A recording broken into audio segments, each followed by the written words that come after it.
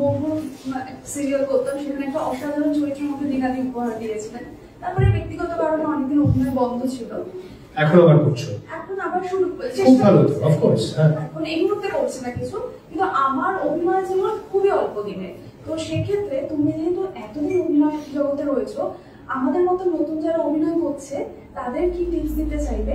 আরেকটা কথা হলো যে তুমি সব চরিত্র এত সাবলীল ভাবে করো, যেরকম ধরো পজিটিভ যে সিরিয়াল গুলো যেরকমই বলো, তারপরে এক্ষুনি যে সিনেমাটার কথা বলে সাহিত্যিক বললাম, সেটা তো মানে সেই চরিত্রটা দেখে তো প্রচন্ড রাগ হয়েছিল তোমার উপর, মানে ওটাই বোধহয় তোমার সাফল্য, যে মানে রাগ, মানে মনে হচ্ছে এই মানুষটাকে ঘেন্না হয়েছে, অনেকে তো আমার বলেছিল খুব ঘেন্না হয়েছিল, গা ঘিন ঘিন করার মতন একটা ইয়ে, সেটাও তো সাবলীল ভাবে করেছো বলেই আমাদের সেই উপলব্ধিটা হয়েছে।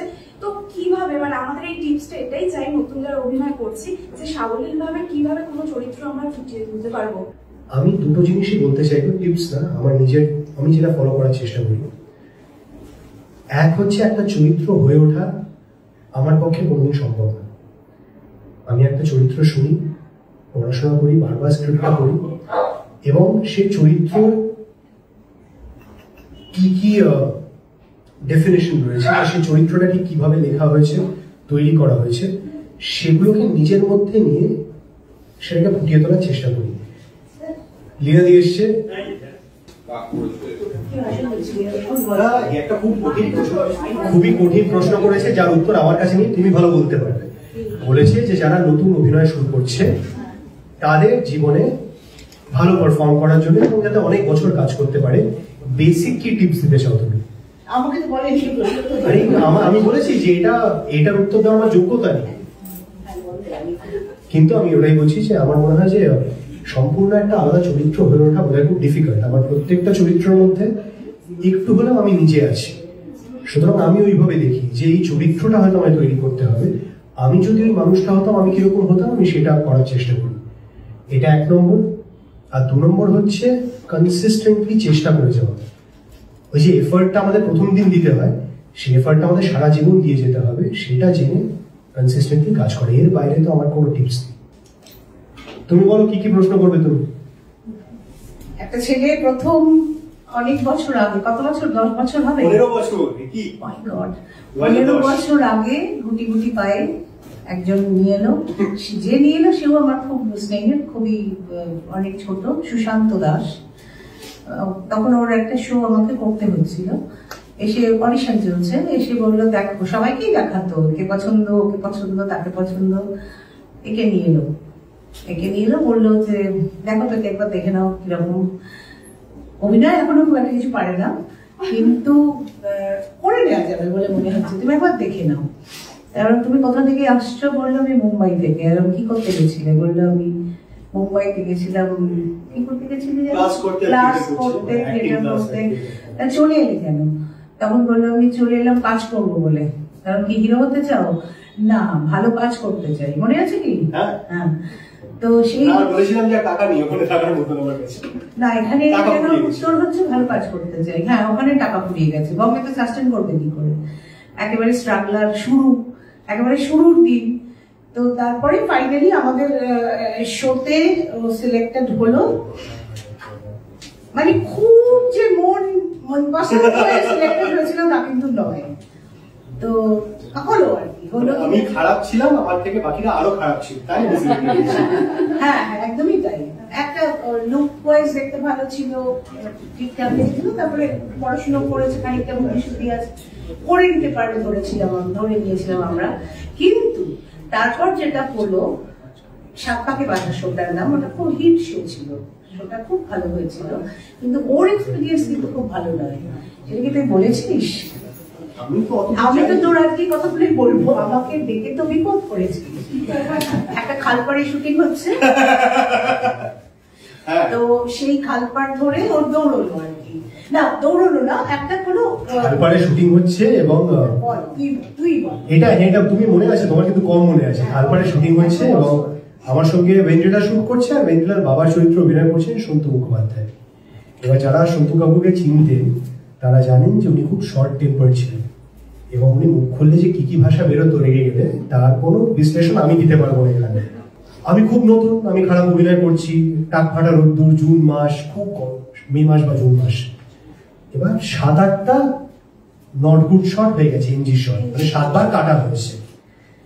অলরেডি তখন ভদ্রলোক গজ গজ গজ গজ গজ গজ করছে, কোথা থেকে যে নিয়ে এসছিস সেটা হিরো, সুশান্ত কোথা থেকে ধরে নিয়ে এসছিস এসব বলছেন। কিন্তু সুশান্ত তাকে এড়িয়ে টেড়িয়ে দেখছে, দাঁত মুখ কিছু হচ্ছে মাঝে মধ্যে। এবার ফাইনালি 8টা থেকে গিয়ে 12-13টা টেকে ঠেকেছে। শেষ টেকটাই কি হয়েছে বলো, আমি আবার এনজি দিয়েছে। তখন ও চটি খুলেছে হাত থেকে সুশান্ত, ওকে আজকে মেরেই ফেলবে। এবার ডিরেক্টর ছুটছে, অ্যাক্টর ছুটছে, অ্যাক্টরও হাত পা ধরে ছুটছে, ডিরেক্টরটা কিছু তাকে বলতে। রাস্তায় মানুষ দাঁড়িয়ে দেখছে কিন্তু এই ঘটনাটা যে ঘটছে। এই এক্সপেরিয়েন্সটা বল, এটা না হলে তোর আজকের হওয়া। হ্যাঁ একদম, আমি প্রথমেই ইনফ্যাক্ট বলছিলাম এরকম নানান ঘটনা ঘটেছে। আমি প্রথমেই বলছিলাম যে আমি যখন শুরু করেছিলাম খুব খারাপ অভিনয় করতাম, তা নিয়ে কোনো ডাউটই নেই, কিছুই জানতাম না, নন টেকনিক্যাল, ডায়লগ আমার মুখস্থ থাকতো না, বাংলা আমি স্পষ্ট বলতে পারতাম না, এরকম নানান বিষয় ছিল আমার। আর লীনাদি যা বাংলা লিখতো আমার তো দাঁত এমনি খুলে যেত, এত কঠিন বাংলা লিখতো লীনাদি, ঠিক আছে। আর সেই বাংলায় কিন্তু এখন লোকে আমায় বলে যে আমার নাকি বাংলার ভোকাবুলারি খুব ভালো, এবং আমায় তাদেরকে বলতে হয় যে হ্যাঁ লীনা বন্দ্যোপাধ্যায় বলে একজন ভদ্রমহিলা আছেন, তার স্কুলে পড়েছিলাম বলে হয়েছে। এরকম একটা বিষয়, এরকম নানান জিনিসপত্র নানান সময় হয়েছে। আমাদের ডিওপি সন্দীপ দা, তুমি চিনতে সন্দীপ দাকে? তো সন্দীপ দা তখন খুব সিনিয়র ডিওপি টেলিভিশনের, এবং সন্দীপ দা শুট করছেন। সন্দীপ দারও তাই, আমার ডিরেক্টরেরও খুব মাথা গরম সুশান্ত দা, আমার ডিওপিরও খুব মাথা গরম সন্দীপ দা। 13টা টেকের পর মাথা গরম করবে না, ফুটেজ খুলতে হচ্ছে, প্রতিদিনের এপিসোড, মানে নন টেলিকাস্ট হয়ে যাবে, তারপরেও মাথা গরম করবে না। না, তারপরে এমনিও মাথা গরমই থাকতো, মানে আমি দেখলেই বোধহয় রেখে যেতেন সন্দীপটা আমার মনে হয়। আর যখন যখন আমার ক্লোজ হতো, বাকি সব শট সন্দীপদা নিয়েছে, আমার ক্লোজের সময় সন্দীপদা অ্যাসিস্ট্যান্টকে ক্যামেরা দিয়ে বেরিয়ে দেন, এবং আমার একটা ডাক নাম দেওয়া হয়েছিল পেন্ডুলাম, কারণ আমি নাকি সর্বক্ষণ ডান পা বাবা করতাম, দুলতাম, আর ক্লোজ ধরলে তো ডান পা বাবা করা যায় না, সুতরাং আমার নাম ছিল পেন্ডুলাম। আর একবার এরকম হয়েছিল যে আমাকে এত র্যাক করা হয়েছিল ফ্লোরে যে আমার খুব কষ্ট হয়েছিল, মনে হয়েছিল কেঁদে ফেলবো, সুতরাং ফ্লোরে না দাঁড়িয়ে থেকে ফ্লোর থেকে বেরিয়ে এসেছিলাম। আর সুশান্তদের একটা ঘর ছিল মনে আছে, ওইদিকে একটা ছোট্ট ঘরটা, বোড়ালে শুট করতাম আমরা, তুমি আসনি করতে একদম, ও প্রথম দিকে, একদম প্রথম দিকে, তারপরে তো আর আসনি শুটিং এর সময়, খুব কম এসছো। তো সুশান্তদের একটা ছোট্ট অফিস ছিল, সুশান্ত দেখতে পেয়েছে যে বেরিয়ে এসছে, খুব রেগে আছি, কান টান লাল হয়ে গেছে, তখন তো আরো ওরকম হতো যে রেগে গেলে কান লাল হয়ে যেত আমার, তবে ডেকেছে মনে সুশান্তদার, কৌশিকদার সুশান্তদের সঙ্গে কাজ করতো তখন। আমি গেছি, বলছে কি হয়েছে, বলেছি এরকম মানে অসম্মান করেছে, পেন্ডুলাম বলেছে, শর্ট নেবে বলেছে, আরো কিছু বলেছে আর কি। সুশান্তদার এই একটা স্ট্রেংথ ছিল যে যেহেতু সুশান্তদা অনেক আমার আগেও নতুনদের নিয়ে কাজ করেছিলেন, আমাকে বলেছিলেন যে দেখ এটা তো ওর উপর রাগ করে রাখবি, এই রাগটা কাজে ব্যবহার করতে হবে, কাজটাকে এমন জায়গায় নিয়ে যেতে হবে যে এরপরে সন্দীপ কোনো একদিন লাইট করতে দেরি করেছে বলে ভয় পাবে, যদি ফ্লোরে ঢুকে গেলে কি হবে, তুই ফ্লোর ছেড়ে বেরিয়ে যেতে পারিস হয়তো, বেরোস না কিন্তু এই ভয়টা পাবে, সুতরাং রাগটা ইউজ কর নিজেকে আর একটু উন্নত করতে, ওনার উপর রাগ করে কি হবে, তুই কাজ করবি না অন্য কেউ কাজ করবে, এরকম নানান বিষয় হয়েছে। এবং আই থিঙ্ক আমি যেটা প্রথমে বললাম যে I have just been very fortunate, যে আমার একটা চেষ্টা রয়েছে যে আমি ভালো কাজ করতে চাই, সেই চেষ্টা আমার হয়তো প্রথম দিনও ছিল, আমার মনে হয়। পার্ট 2 যাকে এইভাবে নেওয়া হলো সে একদিন হঠাৎ সাপটাকে মাথা ছেড়ে দিল।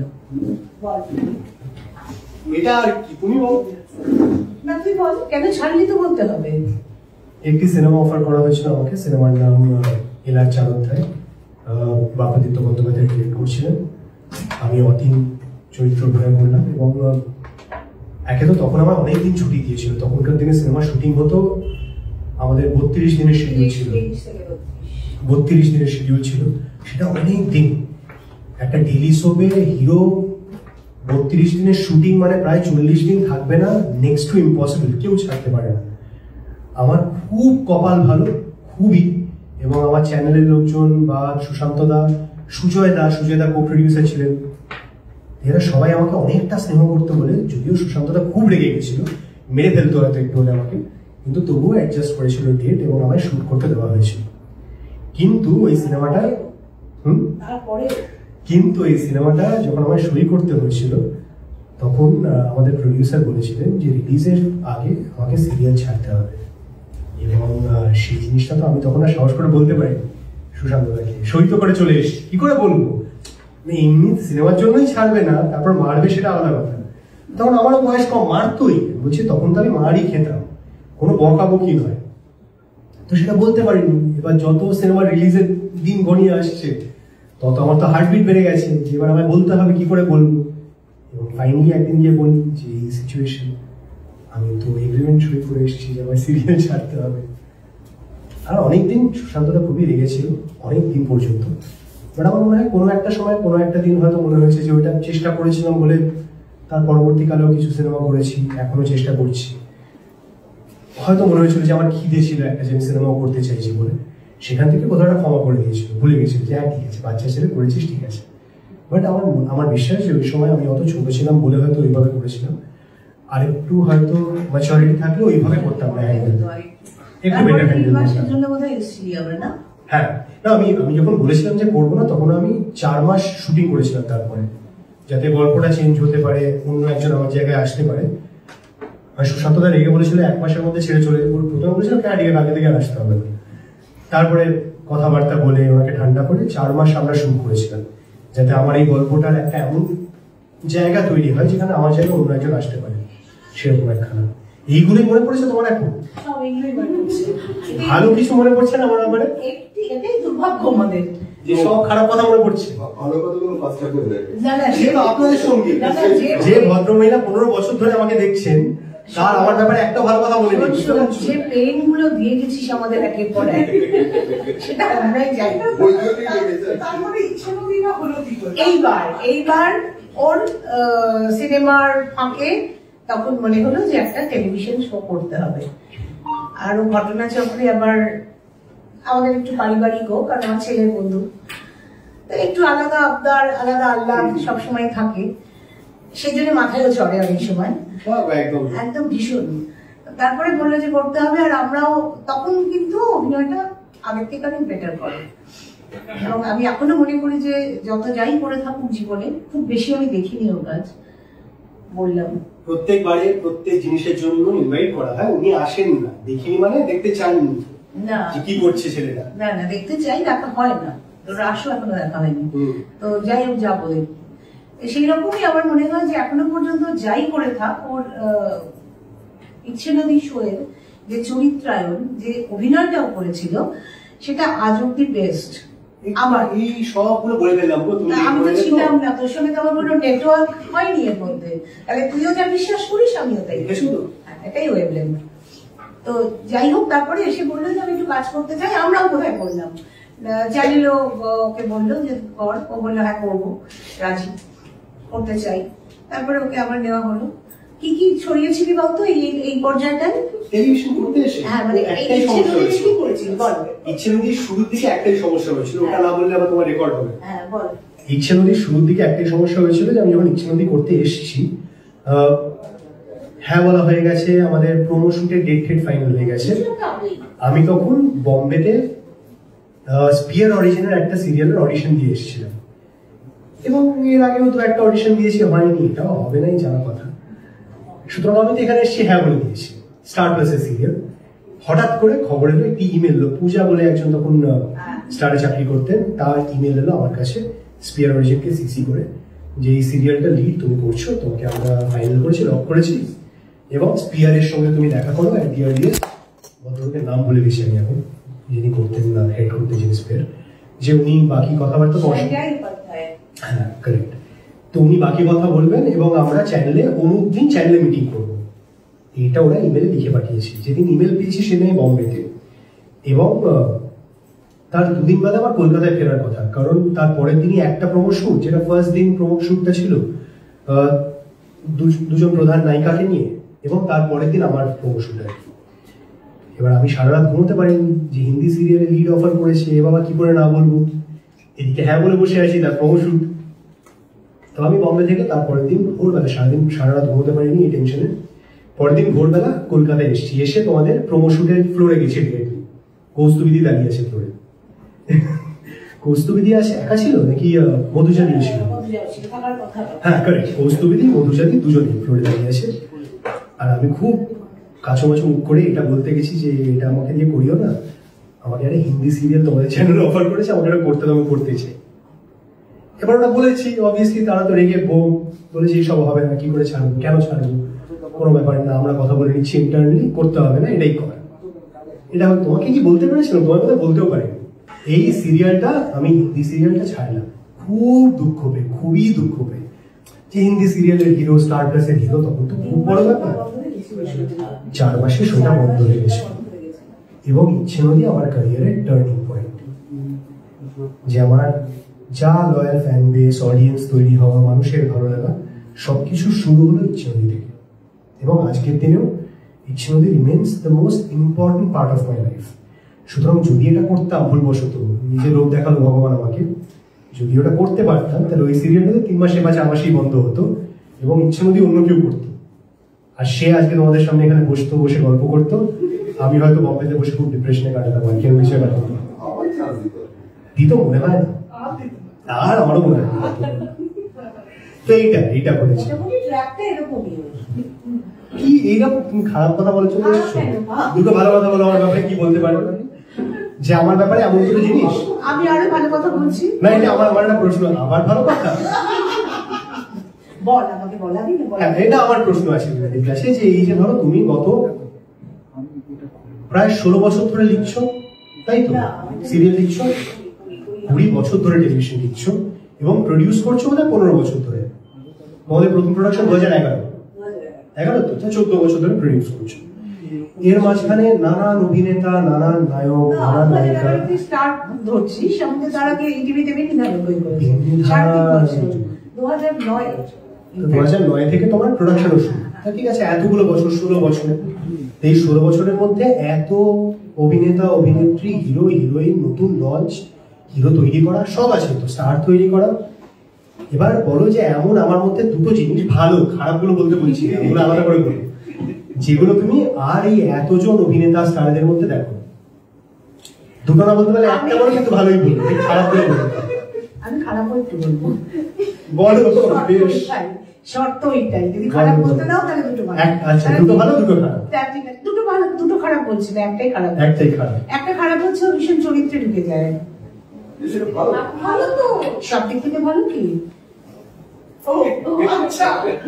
একেবারে সব ক্ষেত্রে, একদম সব ক্ষেত্রে।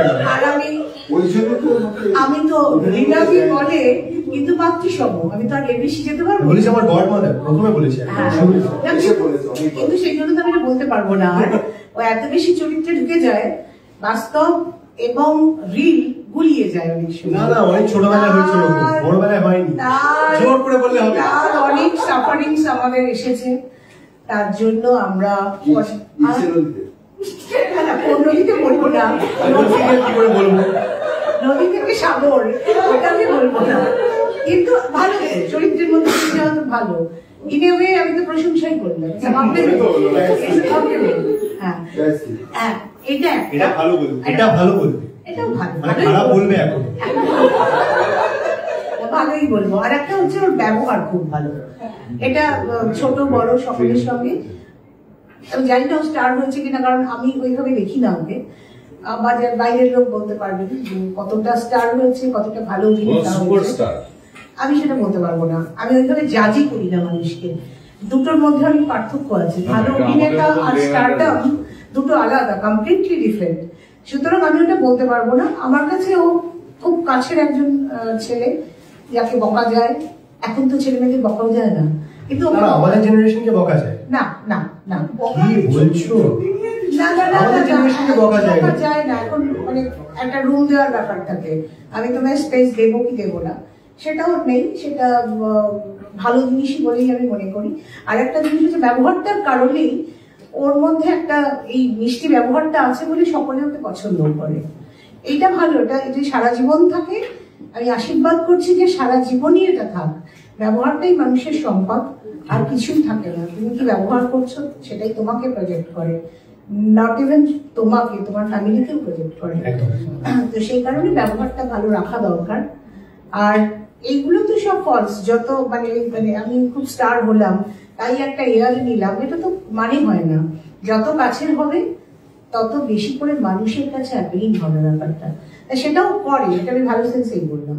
এটা আমি দেখেছি। খারাপ এখনো বাকি আছে। যে গেছে না, আর খারাপ বলতে চাই না, আর খারাপ বলতে। বা খারাপ একটাই বলেছি, চরিত্রে বেশি ঢুকে যায়। খারাপ বলেছি, হ্যাঁ, এটা তো খারাপ বলা যায়। আর ভালো কি আর আছে? দরকারও নেই আবার খারাপ এরপরে বলতে, মানে বলার আর দরকার নেই। ভালো কি আছে তোর? আছে কিছু আমি জানি না। বলো টাইমলি পৌঁছতি, সে সুমিতদা আছে বলতে পারবে। সুমিতা বাইরে কোথাও দাঁড়িয়ে আছে। সুমিতদা ও কি টাইমলি আসতো? কল টাইমে সুমিতা আসতো? জিজ্ঞেস করছে আমি কি কল টাইমে আসতাম না আমার জন্য ইউনিট বসে থাকতো, কোনটা? মাঝে মাঝে বসে থাকতে হতো। কবে মাঝে মাঝে থাকতে হতো। কবে? যেদিন তবে অনেক, তারপরে যখন আসতো, না না, যেদিন অনেক রাউতকি বন্ধু বান্ধবদের সঙ্গে থাকতো সেদিন, তারপরে দিন সব থেকে বড় কথা, শো করতি, মাচা করতি। হ্যাঁ, মানে মাচা করলেও হতো। বেশিরভাগ তিনি ফ্লোরের বাইরে আমি ওয়েট করতাম কখন আসছে। ও গাড়িটা পার্ক করে এমন না, স্যার ভালো আছেন তো, মানে একবার ঢুকে যেত, ওইটাই ভালো ব্যবহার। যেন আমি অপরাধ করে চলে যাই। এইটা হচ্ছে ওর কৌশল। এর মধ্যে ভালোত্বও আছে, কিন্তু এটাও আছে যে ব্যবহার দিয়ে আমি আর কথাই যখনই যে কোনো জায়গায় কথাই বলতে দেবো না কাউকে। এটা কি পাবো, এটা সব না না, সব কিছুতে ইচ্ছা নদী পাওয়ার পর সুমিতা তো থ্রু আউট ছিল পর পর পর। আমিও ভাবছি এটা কোনটা সময় হয়েছে আমার মনে নেই। আমি বলতে না, ইচ্ছে নদীতে ও অনেক বেশি সিরিয়াস ছিল, এটা ঠিক। ফাগুন বলতেছিলাম না, আমি তো বললাম ফাগুন আমার বেটার পারফরমেন্স। না হতে পারে, এটা ম্যাচুরিটি এসছে তখন, অভিনয় ভালো হয়েছে, কিন্তু ইচ্ছে নদীতে প্রথম তো, মানে প্রথম মানে সেইটাই প্রথমই বলবো আমি, একটা ওরকম স্ট্রাগল ছিল সেখানটায়, সুতরাং দাঁড়াতে হবে। ইচ্ছে নদী ওকে দাঁড় করিয়েছে অনেকটা, এবার ওকে নিয়ে গেছি। সে যে কি সাংঘাতিক অবস্থা, মানুষের যে কি ক্রেজ ডান্স করার জন্য, একটু ছুবে বলে, সেটা আমি নিজের চোখে দেখেছি, এবং সেটা আমার খুব ভালোই লাগতো, যে আমার নিজেরও খুব ভালো লাগতো যে এইভাবে অ্যাকসেপ্ট করছে লোকে গ্রামগঞ্জে। মনে আছে তোর কোথায় ছিল? হাবড়া, অশোকনগর। হাবড়া, অশোকনগরের একটা জায়গায় আমরা গেছিলাম। তো সেটা আমি রনিতার ক্ষেত্রেও বলেছি যে মানে তুলে নিয়ে যেত লোকে, মানে 10 জন ইয়ে থাকতো, বাউন্সার থাকতো, পারতো না আদারওয়াইজ, মানে এরকম চেন চেন করে ওকে নিয়ে বার করতে হতো, এমন ক্রেজ ছিল। ওটা ভাবা যায় না, না দেখলে হবে না আর কি, বিশ্বাস করা যাবে না। ওর ক্ষেত্রেও আমি এটা দেখেছি, এই সাংঘাতিক ক্রেজ, এবং খুব সুন্দর ম্যানেজ করতো সেটা। ওই যে সবাই আসতে চাইছে, সবাই একটু টাচ করবে, তখন তো আইডল, মানে বাচ্চা মেয়েদের আইডল, সেটা আমরা বুঝতে পারছি।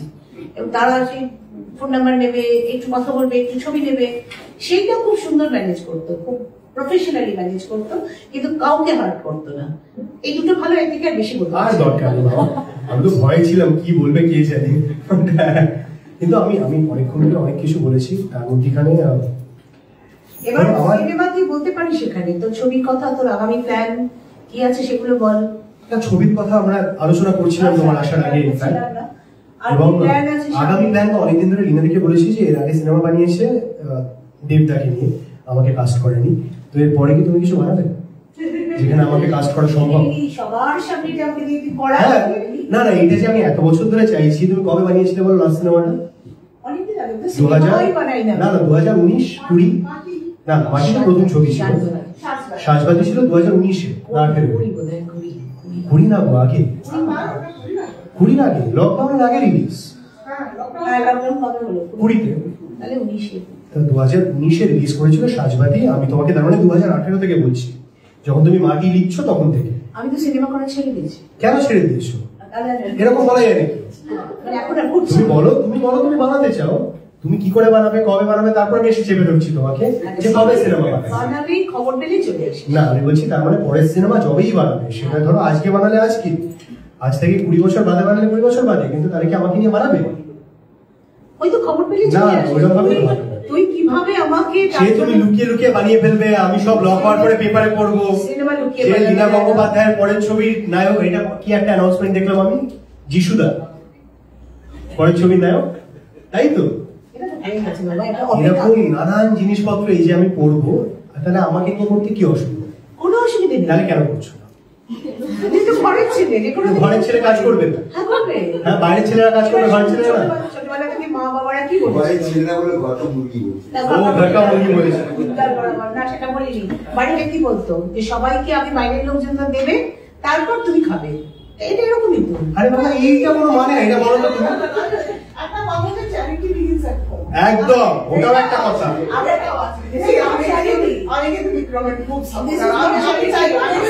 আর আমি দেখো, আমি তো সিনেমায় নিজেকে প্রমাণ করছি, আমি ভালো কাজ করছি, আমি তো সিনেমা, না না, আমি তো আমি তো নিজেকে না না এটা বলতেই হবে যে যদি যিশুদা নিজেকে প্রমাণ করে থাকে তাহলে আমিও নিজেকে প্রমাণ করছি। দেবদা নিজেকে প্রমাণ করেছে এতদিন ধরে, তারপর তুমি কাজ করেছো, যিশুদা করেছে কাজ করেছে, আমিও তো করছি, তাহলে আমরা কাজ করবে না কেন? যিশু যদি করেও, যিশু একটা মানে অনেক ওর বয়সের তুলনায় একটু বেশি বয়সের করবে, তুই করবি? হ্যাঁ তুমি কাজ তো করো, তুমি কত করতে 50 এ করতে হবে, কি করতে হবে বলো আমাকে? 50 থেকে মানাবে না, ডিরেক্টর তাই বলে তো একটা কথা আছে, তাহলে আমাকে সেটা ভাবতে তুমি দে। একটা 30 বছরের ছেলের গল্প লেখো। পারছি না রে। কেন গো? কেন? ইচ্ছাকৃত এটা। হ্যাঁ শুধুমাত্র 30 লিখলে যদি আমায় কাজ করতে হয় সেই ভয় 50 লিখছি, কিন্তু এটা ধরো এটা সত্যি ভিতরে সেই প্রজ্ঞাকে বলেছিল না যে একদিন মানে সত্যজিৎ রায় গাড়িতে যাচ্ছে, উত্তম সৌমিত্র দুজনেই বসে আছে। তো উত্তম কুমার বলছে, মানিকদা আপনি তো আর চিড়িয়াখানার পর আমাকে আর ডাকলেনি না। তো সত্যজিৎ রায় বলছে, উত্তম সমস্যাটা কি জানো তো, তোমার এমন একটা বয়স না, তোমাকে অল্প বয়সও দেওয়া যাচ্ছে না, বুড়ো দেওয়া যাচ্ছে না। তখন সৌমিত্র বাবু উত্তমকে বলে যে, উত্তম দা কোনো চিন্তা কর, কয়েক বছর দাও, আমরা দুজনে ফাটিয়ে বুড়ো রোল করবো। তখন উত্তম কুমার বলেছিল, না বুড়ো শোনা, বুড়ো রোলটা তুমি করবে। এটা বলা উচিত না। না আজকের পৃথিবী অন্যরকম না, আজকের পৃথিবীতে তো হিরোরা যে কোনো বয়সের হিরো হতে পারে। আমার সন্তান তুল্য আমি তোমার এইটা চাইবো না কিছুতে। কোনটা? আমি চাইবো তুমি ঠিকঠাক রোলটা ঠিকঠাক সময় করো। আচ্ছা ঠিক আছে, আমি তোমাকে 30-এর, তাহলে তুমি 30টা লিখবে কি? 30 তো নয় বোধহয়, যাই হোক। আমার বেশি, আমার 38। আমরা জানতে আমি চাই, বলছি হিরোর বয়স জানতে না চাই। না, সব জায়গায় অ্যাভেলেবেল, গুগলে অ্যাভেলেবেল, উইকিপিডিয়াতে অ্যাভেলেবেল। তাতে কি হয়েছে? না না, 30-এ আমি 50 ওকে দেবো না। আরে তাহলে 30টা লিখতে হবে তো, পারছি আর না। কিভাবে বলবো এবার? পারছি না। হ্যাঁ আর কিভাবে কাজ চাইবো? ওপেন ফোরামে ইন্টারনেটে সবাই দেখছে বলছি। অনুপমকে কিন্তু 30s এ মানে বুড়ো বাবা রোল করেছে। অনুপম খের করেছে, শাহরুখ খান করেছে। আর উনি খুব ভালো, খুব গুণী অভিনেতা ছিলেন প্রথম দিন থেকেই। আমার না না, আমি তোমার সঙ্গে একটা সিনেমা করতে চাই, সেটা কি তুমি দেবে? কেন দেবো না? আরে কবে? নিশ্চয়ই দেবো।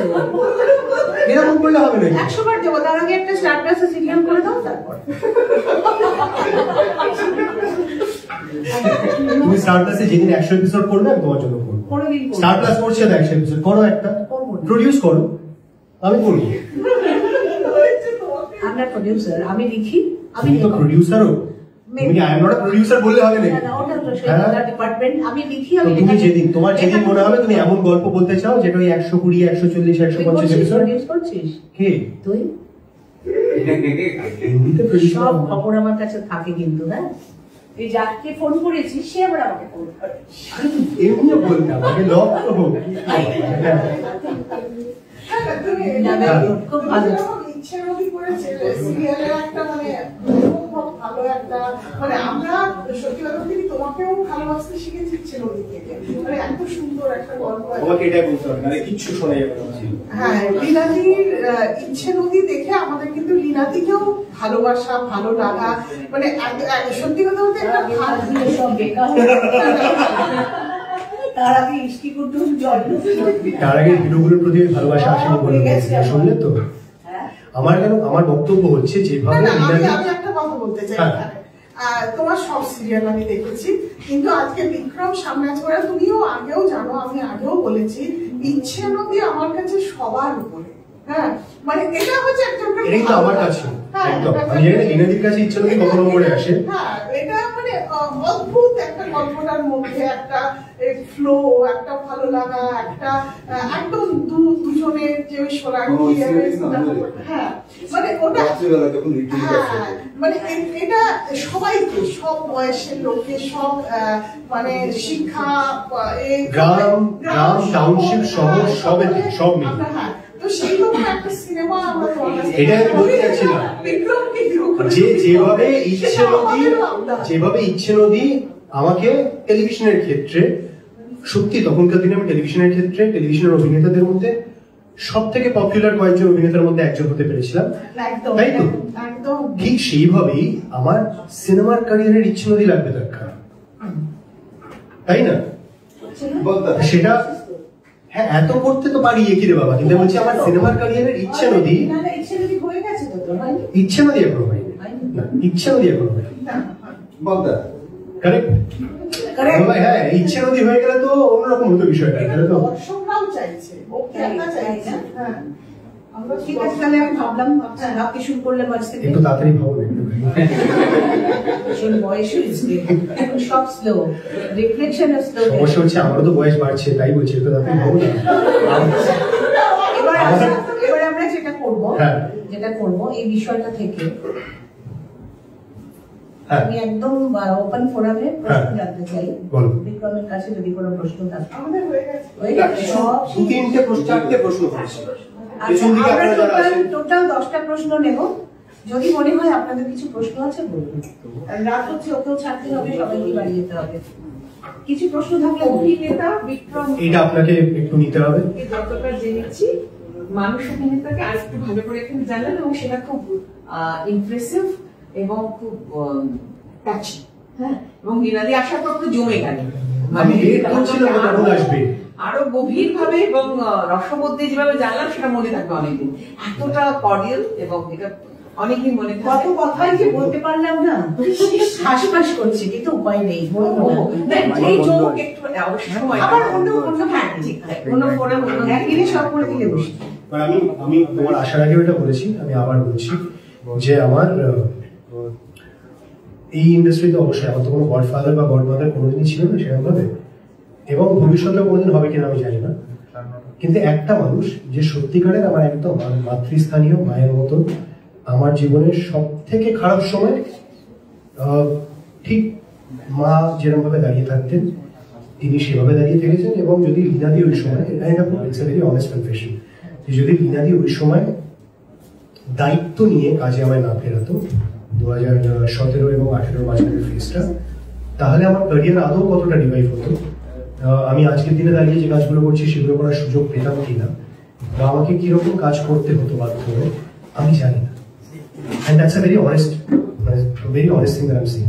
যে সুতরাং আমার যদি কোনোদিন, এটা আমি এর আগেও বলেছি, যদি সত্যি কোনোদিন আমার গড মাদার বলে কাউকে ভাবতে হয় আমাদের ইন্ডাস্ট্রিতে, তাহলে সেটা ডেফিনেটলি লীনাদি। এটা নিয়ে আমার কোনো মানে ডাউট নেই। না এত ভাষণ দিয়ে গেল, একটা কথা বলা হয়নি, কিন্তু প্রচন্ড কিপ্টে, এটা না বলুন। প্রচন্ড কিপ্টে। একটা হিরো, রোমান্টিক হিরো, সে কিপ্টে হবে কেন? আমরা একটু এই হ্যাঁ সিনেমার ইচ্ছে নদীরা কালকে একবার বসি না, একবার ডিসকাস করার জন্য। তুমি যেখানে খেতে চাইবে, কি খাবে বলো, কোথায় খাবে? কালকে তুমি কি কালকে কলকাতা না বম্বে? না, আমি বম্বে যাচ্ছি না। তাহলে তো কালকে সাউথ সিটিতে কালকে কটার সময় বলো? রাত্রিবেলা 9টায়? না না না না না, আমি খেতে চাই না। মানে খেতে চেয়েছি বলে সিনেমা দেবে না, ভাবতে পারছো? ডিল করতে ঠিক আছে, ডিল না, তুমি দিও না সিনেমা, বলো কি খাবে। ঠিক আছে, বলে দেবো। মানে এখানে এইটুকু বলে আমরা শেষ করলাম। অবশ্যই অনেক রাতও হচ্ছে, আপনাদেরকে সবাইকে দেখতে হবে। আরেকটু আগে শুরু হলে ভালো।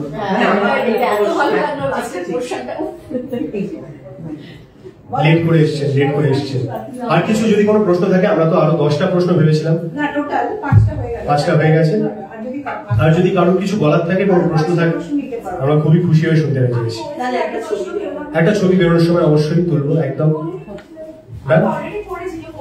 না নিশ্চয়ই, প্লিজ। ইচ্ছে মতের সময় তুমি অনেক সাফল্য পেয়েছিলে ম্যাজিক মোমেন্টস এর হাত ধরে। আমি একটু আগে বলছিলাম যে আমার টেলিভিশন শুরু ম্যাজিক মোমেন্টস এর হাত ধরে। ম্যাজিক মোমেন্টস আমার লাইফটা ম্যাজিকের মতো বদলে দিয়েছিল রাতারাতি। তো তোমার ক্ষেত্রেও তাই ইচ্ছে নদী? আমার ক্ষেত্রে না, ম্যাজিক মোমেন্টস এরও আগে থেকে লীনাদির কন্ট্রিবিউশন ইন পার্টিকুলার আমার ক্যারিয়ার। একটু আগে আমরা বলছিলাম যে লীনাদি 7 পাকে বাঁধার প্রথম 6 মাস লীনাদি লিখতেন, এবং আমার ওই চরিত্রটা করতে পারা আই থিঙ্ক 2-3 জনই ছিলেন যারা ডিসাইড করেছিলেন। লীনাদি ছিল, সুশান্ত দা, সুজয় দা, আর তখন সি হেড করতেন বোধহয় না আমাদের সুদীপ্ত দেবিকা দিয়ে আসতেন, সুদীপ্ত দা। তো এই কয়েকজন মানুষ ছিলেন, যার মধ্যে লীনাদিও ছিলেন, যারা ডিসাইড করলেন যে আমি করব চরিত্রটা, মানে রাজার চরিত্রটা, নাকি অন্য কেউ করবে। সুতরাং লীনাদির আমার ক্যারিয়ারে ইনভলভমেন্ট বা লীনাদির ভালোবাসা, আশীর্বাদ চাই, তখন তো খুব কম চিনতেন আমাকে। সেটা শুরু হয়েছে 2010 থেকে, ইচ্ছে নদী থেকে না, কিন্তু ইচ্ছে নদী থেকে তো লীনাদি এবং ম্যাজিক মোমেন্ট সবটা একসঙ্গে হলো। বাট 2000 যেদিন থেকে আমি ইন্ডাস্ট্রিতে পা রেখেছি, আমার প্রথম কাজ, আমার প্রথম অডিশন, আমার প্রথম ক্যামেরা ফেস করা, সে সবকিছুতে লীনাদের একটা অবদান ছিল। তো সেটা আমি তো ভুলিনি এবং ভুলবো নাই কোনোদিন, আমার বিশ্বাস। মানে ভোলা যায় না কখনো। হ্যাঁ, আমি আমি আমি অনেকটা ভালোবাসি লীনাদিকে, যদি জানে না এটা, অনেকটা ভয়ও পাই বাবা, আগে থেকে ভয় লাগে না। তো এইটাই, হ্যাঁ, আমার লীনাদির থেকে বেশি অল্পর সঙ্গে গল্প হয়, আড্ডা হয়, অল্প আমার খুবই বন্ধু। লীনাদির সঙ্গে হয়তো অত কথা বলার সুযোগ হয় না, লীনাদি খুব ব্যস্ত, সময়ও দেয় না, সেটা আলাদা বিষয়। কিন্তু এইটুকু বলে এখানে শেষ করবো যে আপনারা সবাই যে এত বছর ধরে এত ভালোবাসা দিচ্ছেন আমাকে, আমার কাজকে, আমার বিশ্বাস যে আপনাদের আশীর্বাদ, আপনাদের সবার আশীর্বাদ ভালোবাসা আমার জন্য খুব ইম্পর্টেন্ট। আরো বহু বছর কাজ করতে চাই, ভালো কাজ করতে চাই, এভাবেই একটু একটু করে ভালোবাসা দেবেন, অনেকটা আশীর্বাদ করবেন। Thank you.